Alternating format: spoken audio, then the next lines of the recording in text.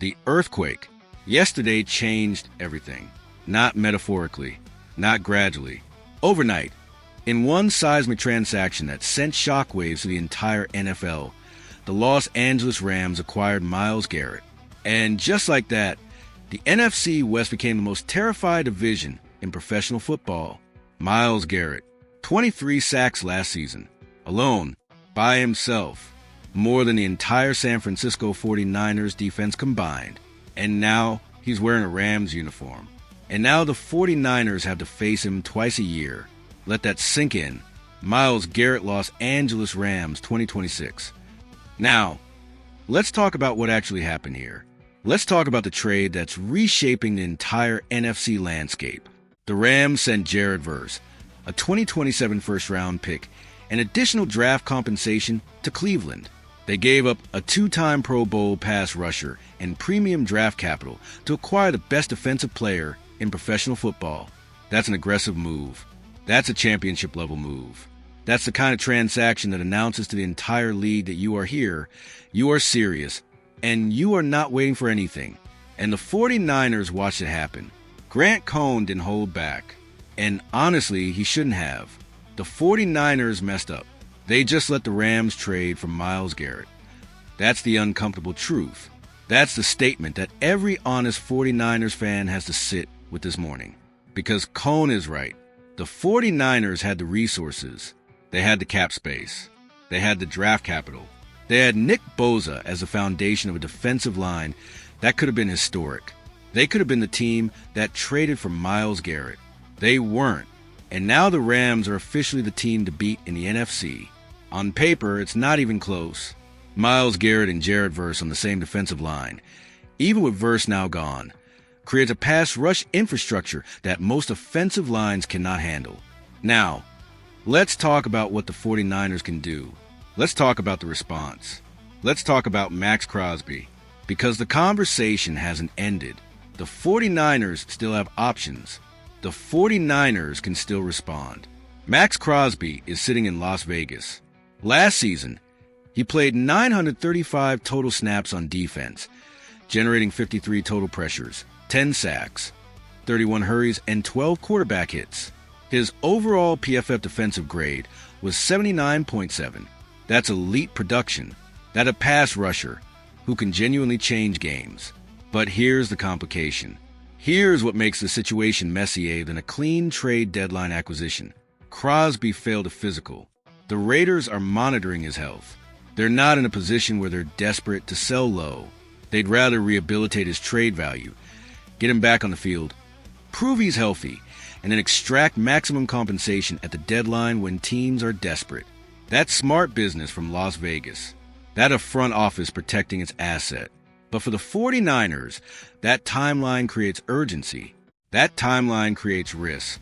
Because if the Rams are building around Myles Garrett right now, if they're integrating him into the defensive scheme, if they're developing chemistry and communication and game planning around his presence, then every week the 49ers wait is another week the gap between these two franchises widens. Cohn laid out the math clearly. 2 first-round picks for Maxx Crosby. Maybe not even 2 firsts if the physical concerns linger.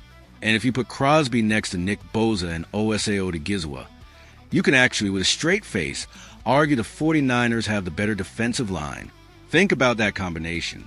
Nick Bosa on one edge, Maxx Crosby on the other. Odighizuwa collapsing the interior. 3 elite pass rushers creating chaos from every angle. 3 players who demand double teams, who create one-on-one matchups that nobody can win, who transform a defense from good to historically great. That's not a defensive line. That's a demolition crew. And the 49ers have the resources to build it. They have the cap space. They have the first-round picks. They have everything they need to make this move. The question is whether John Lynch and Kyle Shanahan have the courage to pull the trigger. Now, let's talk about the sustainability argument. Let's talk about the counterpoint. Earlier this offseason, the narrative around the 49ers was sustainability. Tim Kawakami wrote about the calmest offseason of this era.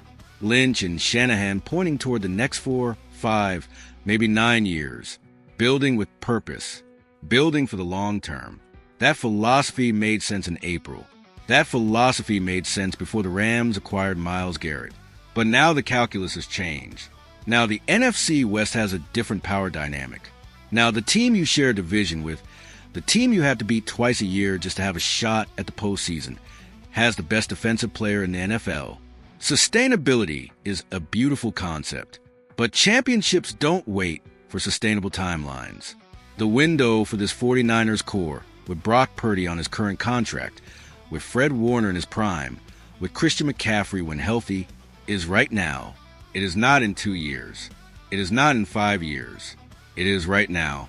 And if the 49ers don't respond to what the Rams just did, if they don't match this aggression with aggression of their own, then they risk watching their championship window close while Los Angeles dominates the division for the next 3 seasons. Maxx Crosby at the trade deadline. 2 first-round picks. A calculated gamble on a pass rusher who, when healthy, is one of the 5 best at his position in the entire NFL. Is that price too high? Maybe. Is that risk too great? Possibly. But here's the question that defines everything. Here's a debate that splits this fan base permanently. The Rams just mortgaged significant future capital to acquire Myles Garrett and Chase A. IP right now. Should the 49ers respond by pursuing Maxx Crosby with the same aggression?